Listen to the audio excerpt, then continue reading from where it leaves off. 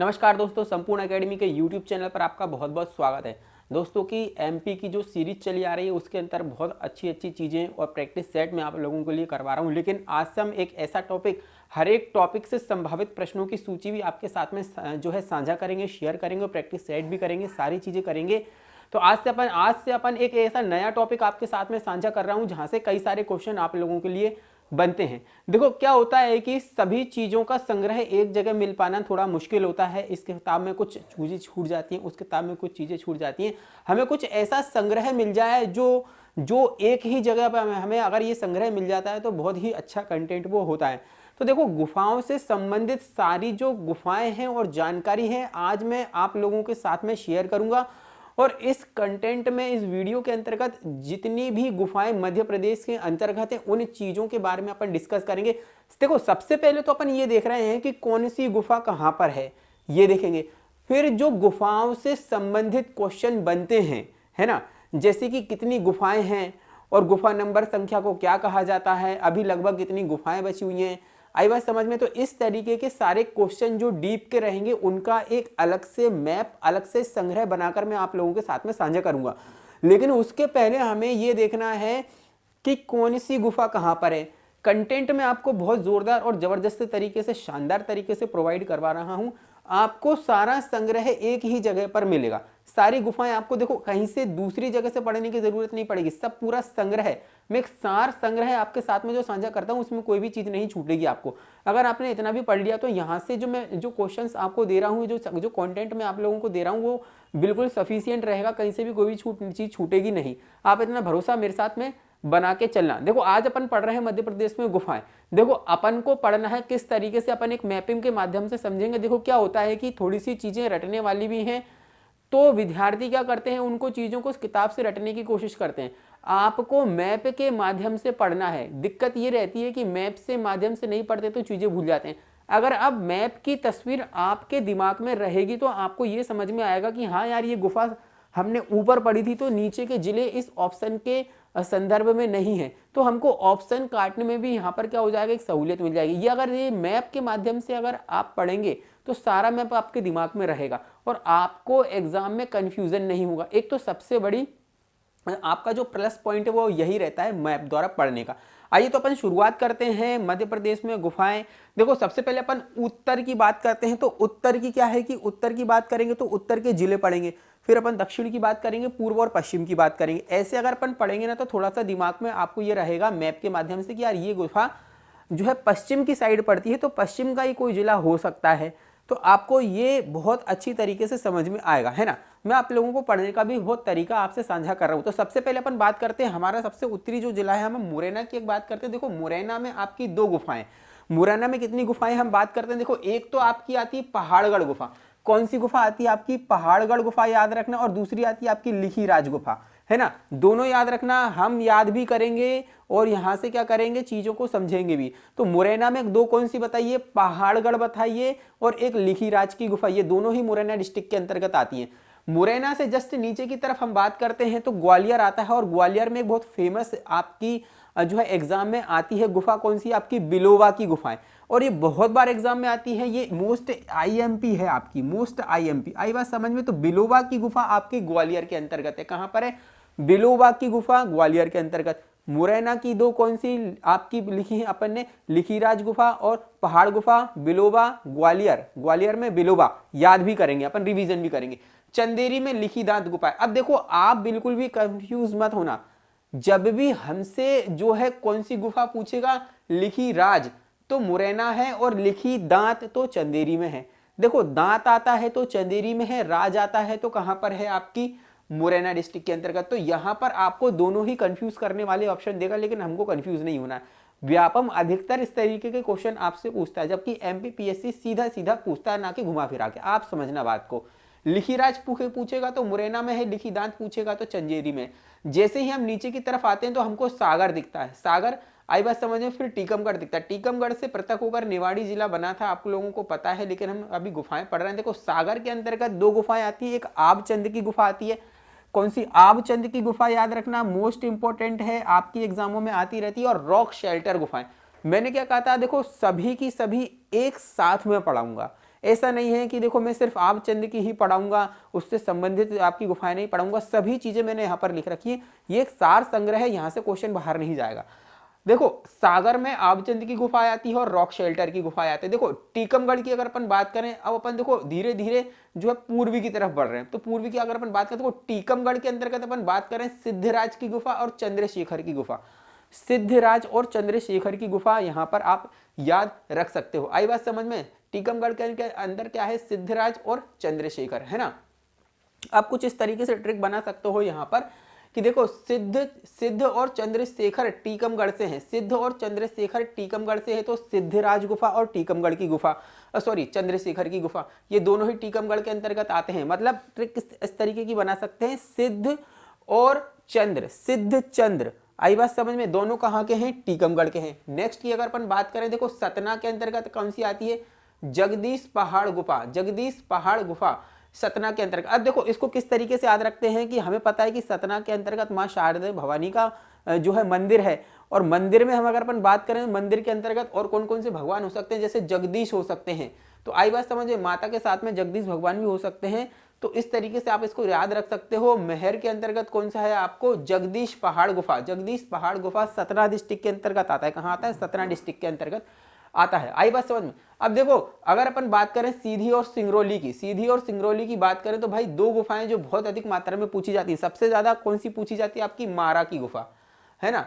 तो भाई क्या रहता है कि सिंगरौली में मारा की गुफाएं है, तो देखो किस तरीके से इसको याद रखेंगे हम, जैसे कि भाई जो है सिंह मारा, गाय ने सिंह मारा, तो सिंगरौली में मारा की गुफा। आई बात समझ में? तो क्या हो जाएगा? सिंगरौली में मारा की गुफा। सींग जो है ना, क्या क्या करती है? मारती है। गाय क्या करती है? मारती है। तो क्या कहाँ मारती है? सींग मारती है। तो सिंगरौली में मारा की गुफाएं, सिंगरौली में मारा की गुफाएं। भूईमाड़ा, देखो सीधी में भूईमाड़ा की गुफाएं, सीधी में कहाँ है? कौन सी गुफा है? भूईमाड़ा की गुफा है। तो सीधी जाते समय हम रास्ता भूल जाते हैं, तो भूईमाड़ा की गुफा सीधी भूल जाते हैं, सीधी में। भूईमाड़ा की गुफा कहाँ है? आपकी सीधी में। आई बात समझ में? तो सीधी में क्या हो जाएगी? आपकी भूईमाड़ा। हम सीधी का रास्ता भूल जाते हैं, मतलब भूईमाड़ा। आई बात समझ में? तो कुछ इस तरीके से आप याद रख सकते हो। यहाँ तक का रिवीजन करवा देता हूँ। देखो पांडव गुफा जो है पहाड़गढ़ गुफा, लिखीराज गुफा मुरैना में आती है, लिखीनाथ गुफा चंदेरी में आती है, ग्वालियर में विलोबा की गुफाएं आती है, सागर में आती है रॉक शेल्टर और आबचंद की गुफाएं, टीकमगढ़ में सिद्धराज और चंद्रशेखर की गुफाएं आती हैं, सतना में आती है जगदीश पहाड़ गुफा। अगर बात करें भाई सिंगरौली में आती है आपकी मारा की गुफा, भूईमाड़ा आती है आपकी सीधी के अंतर्गत। देखो शहडोल की आकृति कुछ इस तरीके की है ना, बहुत इंपॉर्टेंट आती है। लखबरिया की गुफा की अगर अपन बात करें तो कहाँ आती है दोस्तों? लखबरिया की गुफा आती है शहडोल में। आई बात समझ में? कहाँ आती है? लखबरिया की गुफा शहडोल के अंतर्गत आती है। जबकि झिंझरी गुफा की अगर अपन बात करें कटनी के अंतर्गत आती है। अब झिंझरी गुफा कई विद्यार्थियों को और किताबों में आपको नहीं मिलेगा झिंझरी की गुफा कहाँ पर है, लेकिन झिंझरी की गुफा भी है मेरे दोस्तों, कहाँ पर आती है? कटनी के अंतर्गत। शहडोल से जस्ट नीचे की तरफ आते हैं तो हमको डिंडोरी मिलता है। डिंडोरी में क्या आता है? जामवंत और घोड़ा मोड़ा की गुफाएं। आई बात समझ में? घोड़ा मोड़ा की गुफाएं और जामवंत की गुफाएं कहाँ पर आती हैं? आपकी डिंडोरी डिस्ट्रिक्ट के अंतर्गत आती हैं।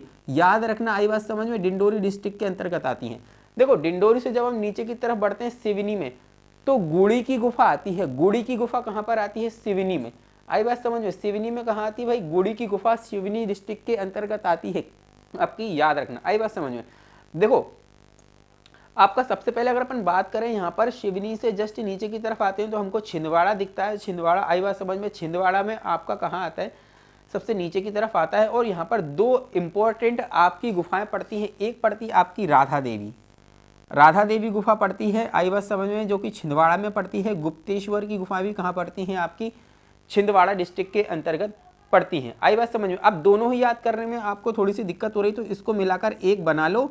राधा हुई गुप्त, तो राधा देवी और गुप्तेश्वर, राधा हुई गुप्त, तो इसको क्या करो थोड़ा सा एक हम इसको जोड़कर क्या कर लेंगे, याद करने की कोशिश कर लेंगे। जैसे राधा हुई गुप्त, तो राधा देवी और गुप्तेश्वर की जो गुफाएं हैं छिंदवाड़ा डिस्ट्रिक्ट के अंतर्गत आती हैं। होशंगाबाद की अगर अपन बात करें सबसे ज्यादा पूछी जाती है, होशंगाबाद में जो गुफा पूछी जाती है वो पूछी जाती है आपकी आदमगढ़ की गुफा। सबसे मोस्ट इंपोर्टेंट, होशंगाबाद से अगर कोई आपकी गुफा आती है वो पूछी जाती है आपकी आदमगढ़ की गुफाएं और पांडव की गुफाएं। दोनों आपकी इंपॉर्टेंट है, जो कि होशंगाबाद डिस्ट्रिक्ट के अंतर्गत आती हैं। कहां पर आती हैं? होशंगाबाद डिस्ट्रिक्ट के अंतर्गत आती हैं। तो ये अपन ने ये वाला पोर्शन जो है पूर्व का पोर्शन अपन ने क्या कर लिया है, यहाँ पर कंप्लीट कर लिया है। अब अपन देखो इधर आते हैं, इधर जो है पश्चिम की तरफ चलते हैं। तो पश्चिम की तरफ से हम यहाँ से चालू करते हैं ना और नीचे तक आते हैं। देखो सबसे पहले अगर अपन बात करें राजगढ़ में भाई एक गुफा है और सबसे ज़्यादा वहाँ से जो इंपॉर्टेंट गुफा है वो पूछी जाती है, एक ही गुफा है। हम अगर अपन बात करें तो कबरा की गुफा, आपसे पूछेगा कबरा की गुफा कहाँ है, तो कबरा की जो गुफा है मेरे दोस्त राजगढ़ डिस्ट्रिक्ट के अंतर्गत आती है। कहाँ आती है आपकी, राजगढ़ डिस्ट्रिक्ट के अंतर्गत आती है।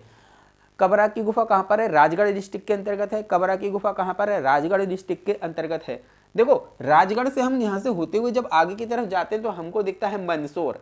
मंदसौर दोस्तों सबसे ज़्यादा अफीम यहाँ पर पाई जाती है अगर अपन बात करें तो। और लेकिन गुफा यहाँ पर क्या है, मंदसौर बहुत फेमस आपका जिला है, यहाँ से कई सारे क्वेश्चन बनते हैं। जैसे गांधी सागर अभ्यारण्य भी यही है, जैसे गांधी सागर परियोजना की अगर अपन बात करें तो वो भी मंदसौर डिस्ट्रिक्ट से लगी हुई है। और मंदसौर में गांधी सागर अभ्यारण्य भी है। गुफा बहुत अच्छी है इसकी। गुफा में एक बात बताता हूँ मैं आपको, गुफा बहुत इंपॉर्टेंट कौन सी आती है आपकी, एक गुफा आती है भाई जो है धर्म राजेश्वर की गुफा। धर्म राजेश्वर की गुफा की अगर अपन बात करें जो मंदसौर डिस्ट्रिक्ट के अंतर्गत आती है, कहाँ पर आती है, धर्म राजेश्वर की गुफा बहुत इंपॉर्टेंट है। और उसके साथ में धमनार। देखो मंदसौर की गुफा याद करने का बहुत सिंपल फार्मूला है, डीडी से याद रखो, धमनार और धर्म राजेश्वर। तो डीडी मंदसौर में डीडी धर्म राजेश्वर की गुफा और धमनार की गुफा, तो डीडी से याद रखो आप। डीडी नेशनल न्यूज चैनल तो ना हमारा दूरदर्शन चलता था, तो डीडी से याद रखना। देखो धर्म राजेश्वर की गुफा और जो है आपकी धमनार की गुफा आपकी मंदसौर डिस्ट्रिक्ट के अंतर्गत आती है। मंदसौर से हम थोड़ा सा नीचे की तरफ चलते हैं तो यहाँ पर आता है धार। भाई धार से बहुत सारी गुफाएं हैं, इंपॉर्टेंट सारी आप लोगों को बता रहा हूँ और पूरी ही बता रहा हूँ। इंपॉर्टेंट क्या, आप देखो सबसे ज्यादा जो अगर आपकी गुफा आती है वो आती है आपकी बाघ की गुफाएं। कहाँ पर है भाई, एमपीपीएससी के फेवरेट क्वेश्चन है ये। धार के अंतर्गत आपकी बाघ की गुफाएं हुई या उदयगिरी की गुफाएं हुई या भीमबेटका की गुफाएं हुई, ये क्वेश्चन जो है एमपीपीएससी पूछता है आपसे, आप याद रखना। और इनको मैं अलग से पढ़ाऊंगा आपको। धार के अंतर्गत की भीमबेटका की ये है ना, और बाघ की गुफाएं हुई या रायसेन के अंतर्गत ये जो भीमबेटका गुफाएं हैं, ये सारी की सारी पढ़ाऊंगा। उदयगिरी विदिशा है, इनकी अलग से एक सूची पढ़ाऊंगा। इसके अंतर्गत पढ़ाने के लिए बहुत सारा मटेरियल है। ये सिर्फ ये नहीं पढ़ाऊंगा कि ये गुफाएं यहाँ है, इस जिले में है। इसके अंदर का जो चीजें हैं, मटेरियल है, वो हम एक विस्तृत चार्ट के माध्यम से समझेंगे। इसी वीडियो में आप बने रहना। अभी देखो मैं क्या बता रहा हूँ आपकी, एक लोहानी की गुफाएं भी धार में है। और व्यापम जो पूछता है धार से वो पूछता है लोहानी की गुफाएं। लोहानी की गुफा मेरे दोस्तों धार के अंतर्गत है, जबकि अगर अपन बात करें बाघ की गुफा धार के अंदर है। और 7 कोठरी, अब भाई आपने धार के अंतर्गत लोहानी पढ़ी होगी और कौन सी पढ़ी होगी, बाघ की गुफाएं तो पढ़ी होंगी, लेकिन 7 कोठरी गुफाएं नहीं पढ़ी होगी। तो 7 कोठरी गुफाएं भी आपकी कहां पर हैं, धार के अंतर्गत आती हैं। और व्यापम का काम ही यही है कि जो इंपॉर्टेंट कचरा है बच्चों को नहीं पता है वही पूछ लो। कट ऑफ तो क्लियर करना ही पड़ेगा ना, कहाँ से निकालेगा इतने क्वेश्चन, कहाँ से लाएगा वो, इतने सारे जो है आपके पेपर बनेंगे, नए नए क्वेश्चन कहाँ लाएगा, तो पूछता है कुछ भी चीजें आपसे। तो याद रखना बाघ की गुफाएं हो, लोहानी की गुफाएं और 7 कोठरी की जो गुफाएं हैं ना, इसकी कुछ ट्रिक इस तरीके से बन सकती है। देखो 7 बाघ लोहे के, कौन से, 7 बाघ लोहे के, कुछ इस तरीके की ट्रिक आप बना सकते हो। देखो मैंने यही खड़े खड़े ट्रिक बना ली। 7 बाघ लोहे के कहां पर हैं, धार में। 7 बाघ लोहे के कहां पर हैं, धार में। तो 7 कोठरी गुफा बाघ की गुफाएं हो या फिर आपकी लोहानी की गुफाएं, खड़े खड़े देखो ट्रिक बना ली मैंने यहाँ पर आप लोगों के लिए। आप देखते चलो, बहुत मजा आएगा वीडियो में, ठीक है। तो ये 3 याद रखना। अब देखो खंडवा के अंतर्गत अपन बात करें तो कौन कौन सी गुफाएं आती है। खंडवा में सबसे ज्यादा जो पूछी जाती है, व्यापम पूछता है शंकराचार्य की गुफाएं। ये लिखिए, काजल रानी की गुफा, शंकराचार्य की गुफा, गोविंद भागवत की गुफा और सतमातृक गुफा, ये सारी की सारी खंडवा के अंतर्गत आती हैं, आपकी खंडवा के अंतर्गत आती हैं। देखो अपन कुछ इस तरीके से इसको याद रख सकते हैं, जैसे काजल रानी और शंकराचार्य है ना, सतमातृक और गोविंद भागवत, ये चारों की चारों क्या आती हैं, आपकी खंडवा डिस्ट्रिक्ट के अंतर्गत आती हैं, है ना। तो ये याद रखना बहुत इंपॉर्टेंट है। काजल रानी गुफा व्यापम काफी मात्रा में पूछ चुका है, तो इसको याद रखना। शंकराचार्य भी पूछ चुका है और सममात्रिक और गोविंद भागवत। अब अगर एक्सपेक्टेड क्वेश्चन वो बनाएगा तो ये दोनों से बनाएगा नए क्वेश्चन, सतमात्रिक से बनाएगा व्यापम और गोविंद भागवत से बनाएगा, ये दोनों से आपके क्वेश्चन बना सकता है व्यापम। आई बात समझ में? तो इन लोगों को याद रखना। अब देखो यहाँ पर अगर अपन बात करें उज्जैन की, धार से अगर अपन बात करें थोड़ा सा ऊपर की अगर अपन बात करते हैं तो उज्जैन आता है। उज्जैन में बहुत जो गुफाएं हैं कौन सी आपकी, भृतहरि, कालिया और मत्स्येंद्रनाथ की गुफाएं। ये तीनों गुफाएं कहाँ पड़ती हैं आपकी, उज्जैन डिस्ट्रिक्ट के अंतर्गत पड़ती हैं। कहाँ पड़ती हैं आपकी, उज्जैन डिस्ट्रिक्ट के अंतर्गत पड़ती हैं। देखो भरतहरि की गुफाएं हैं, कालिया देह की गुफा है और मत्स्येंद्रनाथ की गुफा है। आई बात समझ में? ये तीनों गुफाएं उज्जैन के अंतर्गत पड़ती हैं। आई बात समझ में? अब देखो सीहोर की जो गुफा है, इतनी बार एग्जामों में पूछी है व्यापम ने, मध्य प्रदेश कांस्टेबल हो या एमपीएसआई हो या पीएससी हो, तीनों में आ चुकी है। याद करने की भी इसको जरूरत नहीं है। साफोर, सीहोर, साफोर, सारो, सा से याद रखना, सारो मारो सीहोर, सा सारो मारो सीहोर। आई बात समझ में? देखो सीहोर में क्या है आपकी, सारो मारो की गुफाएं। आई बात समझ में? सीहोर में क्या है आपकी, सारो मारो की गुफाएं। अब देखो उदयगिरी के अंतर्गत क्या है आपकी, विदिशा के अंतर्गत उदयगिरी और खंडगिरी है ना। तो यहां पर इसको अपन कुछ इस तरीके से याद रख सकते हैं भाई, जो है उदय खंड विदिशा, कुछ एक तरीके की लाइन बना लो। इसमें किस तरीके की लाइन बना लो, जैसे कि उदय खंड विदिशा, तो उदय खंड विदिशा इस तरीके से अगर आप याद रखोगे उदय खंड विदिशा, तो उदयगिरी की गुफा हो गई, खंडगिरी की गुफाएं, दोनों ही विदिशा के अंतर्गत आते हैं। आई बात समझ में? देखो नीचे की तरफ बढ़ते हैं तो विदिशा से जस्ट नीचे रायसेन पड़ता है। रायसेन के अंतर्गत कौन कौन सी आती है, एक तो भीमबेटका की गुफा आती है, मृगेंद्रनाथ की गुफा आती है भाई, मृगेंद्रनाथ की गुफा और पार्वती गुफा। आई बात समझ में? ये सारी की सारी आपकी क्या करती हैं, रायसेन के अंतर्गत आती हैं। आई बात समझ में? तो भीमबेटका, मृगेंद्रनाथ और पार्वती गुफा, ये तीनों की तीनों आपकी किसके अंतर्गत आती हैं, ये आपकी आती हैं जो है रायसेन डिस्ट्रिक्ट के अंतर्गत आती हैं। किसके अंतर्गत आती हैं, रायसेन डिस्ट्रिक्ट के अंतर्गत। पार्वती हो, मृगेंद्रनाथ और भीमबेटका, ये तीनों आपकी किसके अंतर्गत आती हैं, ये सारी की सारी आती हैं आपकी जो है रायसेन के अंतर्गत। देखो बैतूल की अगर अपन बात करें, बैतूल सबसे नीचे पड़ता है आपका।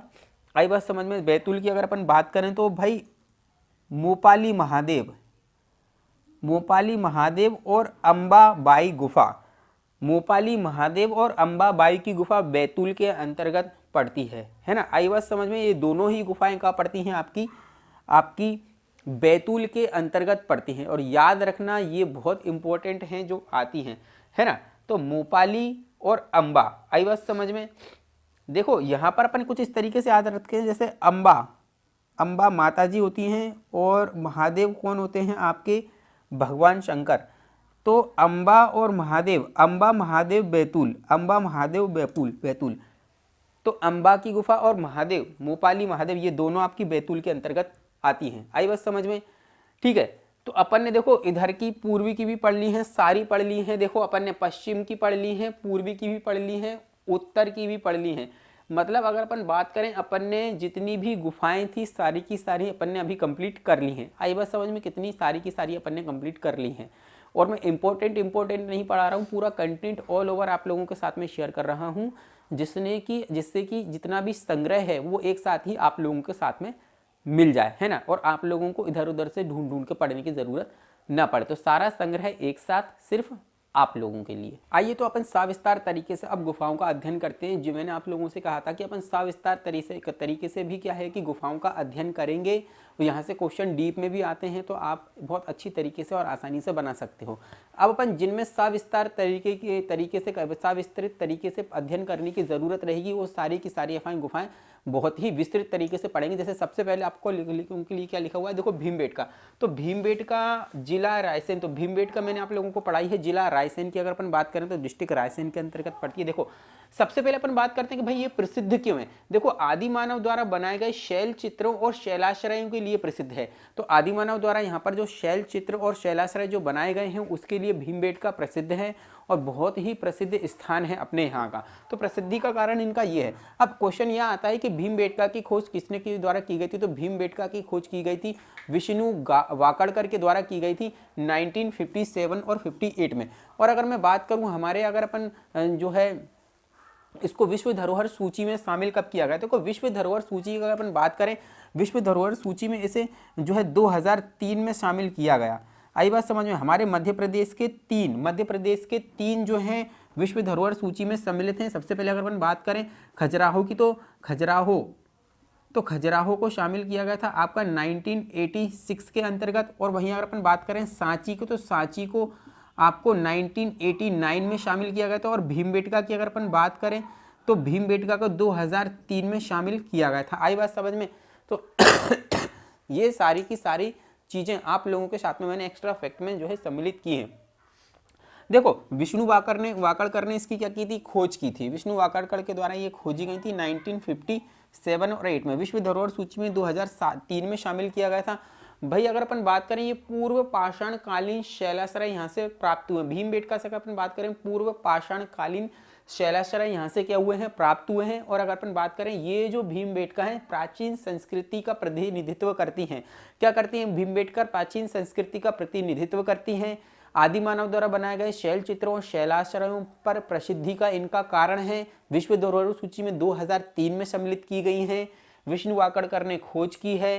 तो ये आपकी भीमबेटका की गुफाएं थी। बहुत विस्तृत तरीके से मैंने इसमें आप लोगों को समझाया। आई बात समझ में। देखो अपन सविस्तार तरीके से अब उदयगिरी की गुफाएं पढ़ेंगे। देखो उदयगिरी की गुफाएं की अगर अपन बात करें, यहाँ पे सबसे पहले मैं बता दूं कि उदयगिरी की गुफाएं विदिशा जिले के अंतर्गत आती हैं।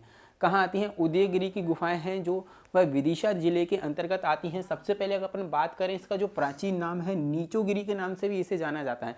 नीचोगिरी के नाम से भी क्या किया जाता है, इसे जाना जाता है। जिसकी स्थापना किसके द्वारा की गई थी भाई, इसकी जो स्थापना की गई थी राजा भोज के पौत्र उदयादित्य के द्वारा इसकी स्थापना की गई थी। आई बात समझ में। बहुत ही विस्तृत तरीके से और अच्छे तरीके से मैं आप लोगों को बहुत अच्छी महत्वपूर्ण जानकारी साझा कर रहा हूँ, जहाँ से नए नए क्वेश्चन आपके साथ में निकल कर आ सकते हैं। देखो सबसे पहले अगर अपन बात करें, उदयगिरी गुफा जिला विदिशा में है और प्राचीन नाम नीचोगिरी है। इसकी स्थापना राजा भोज के जो पौत्र द्वारा उदयादित्य के द्वारा इसकी स्थापना की गई थी। देखो आगे की तरफ बढ़ते हैं। अब ये गुफाएं, एक क्वेश्चन पूछा जाता है कि ये गुफाएं किससे संबंधित हैं। तो ये जो गुफाएं हैं आपकी एक तो हिंदू एवं जैन दोनों धर्म से ये संबंधित हैं। उदयगिरी की जो गुफाएं हिंदू एवं जैन दोनों ही धर्म से संबंधित हैं। इन गुफाओं की संख्या टोटल 20 है। आई बात समझ में। क्या है, इनकी टोटल जो संख्या है अभी 20 है। वर्तमान में अगर कुछ गुफाएं खंडित हो गई हों तो नहीं पता, लेकिन अब जब पता है कि भाई इसके अंतर्गत टोटल इसकी कुल संख्या 20 है। अगर अपन बात करें, देखो गुफा नंबर 1 और गुफा नंबर 20 को क्या कहा जाता है, जैन गुफा कहा जाता है। जैन गुफा कहा जाता है। गुफा नंबर 1 को और 20 को जो है क्या कहा जाता है, आपका जैन गुफा कहा जाता है। टोटल संख्या इनकी 20 है। आई बात समझ में। जैसे अगर अपन बात करें, इसकी जो प्रथम गुफा है भाई, इसकी जो प्रथम गुफा है, प्रथम गुफा को सूरज गुफा कहा जाता है। आई गुफा, और ये जैन धर्म से संबंधित है। यहाँ पर हमने देखा प्रथम जो गुफा है और 20 नंबर की गुफा है उसको जैन गुफा कहा जाता है। प्रथम नंबर की जो गुफा है भाई सूरज गुफा कहा जाता है। इसको कौन सी गुफा कहा जाता है, सूरज गुफा के नाम से भी इसको दोस्तों जाना जाता है। और यह जो गुफा है प्रशस्तर खंड एवं शैलकृत से बनी हुई, शैलकृत से बनी हुई है। ये जो गुफा है प्रशस्तर खंड एवं शैल जो है आपका कृत से बनी हुई है। ये सारी की सारी इंपॉर्टेंट जानकारी मैं आपसे साझा करूंगा। वही अगर अपन बात करें गुफा नंबर 4 की, गुफा नंबर 4 को मेरे दोस्तों बीमा गुफा कहा जाता है। क्या कहा जाता है आपको, गुफा नंबर 4 को बीमा गुफा कहा जाता है। और जिसमें एक शिवलिंग की प्रतिमा है। गुफा नंबर 4 को क्या कहा जाता है, गुफा नंबर 4 को बीमा गुफा कहते हैं। जिसमें अगर अपन बात करें तो इसमें एक शिवलिंग की प्रतिमा भी है। क्या है, इसके अंदर एक शिवलिंग की प्रतिमा है। देखो हिंदू और जैन धर्म से संबंधित हैं। कुल संख्या 20 है। 1 नंबर की गुफा और 20 नंबर की गुफा को जैन गुफा कहा जाता है। प्रथम नंबर की गुफा को सूरज गुफा कहा जाता है।